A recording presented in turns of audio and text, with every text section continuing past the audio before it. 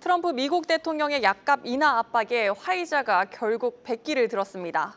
앞으로 미국에 출시하는 모든 신약 가격을 낮춰 세계 최저 수준으로 판매하기로 한 겁니다.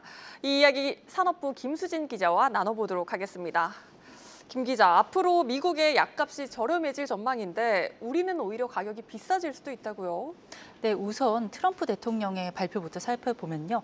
원래는 이번 달부터 의약품에 100% 관세를 부과하기로 했는데요. 제약사들과의 합의를 위해서 이를 연기했습니다. 화이자가 이 합의에 공식적으로는 첫 번째로 응한 겁니다. 내용 중 핵심을 보시면 신약의 최혜국 대우입니다. 제약사가 전 세계에 똑같은 약을 판매해도 국가별 환경에 따라 기본 가격이 다르게 책정돼서 상대적으로 비싸거나 저렴한 국가가 있습니다. 최혜국 대우를 받으면 전 세계에서 미국의 신약 공급 단가가 가장 낮아지는 겁니다. 특히 화이자는 미국 내 의약품 제조에 98조 원을 투자한다고 밝혔습니다. 해외에서 만들던 일부 의약품을 미국 공장을 인수하거나 신규로 지어서 미국 내에서 만들겠다는 겁니다. 트럼프 대통령은 화이자 제품에는 의약품 관세를 3년 유예하겠다고 밝혔고요. 이 소식에 주요 글로벌 제약사 주가가 상승 흐름을 보였습니다. 화이자가 곧바로 움직였으니 다른 대형 글로벌 제약사들도 연이어서 동참할 것으로 보입니다. 이번 사례에서 가장 핵심이 미국의 약을 싸게 공급한다는 건데요. 최대 시장이 미국에서 약을 싸게 팔아야 하니 기업 입장에서는 손실을 미국 외의 다른 국가로 전가할 가능성이 높아졌습니다. 네. 결국 미국이 아닌 나라에서는 비싸게 파는 거죠. 네, 이미 영국 같은 경우에서는 약값 전가가 이미 시작이 됐다고요?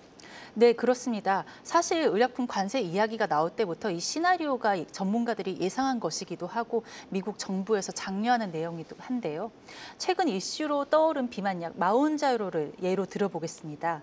마운자로를 생산하는 일라이릴리는 지난 9월부터 영국에서 가격을 최대 170% 수준으로 대폭 올렸습니다. 가격을 올린 배경에는 미국 내 약가 인하 압박이 있었고요. 국내에서도 마운자로뿐 아니라 다양한 글로벌 제약사가 판매하는 의약품 가격이 올라갈 가능성이 있는 겁니다.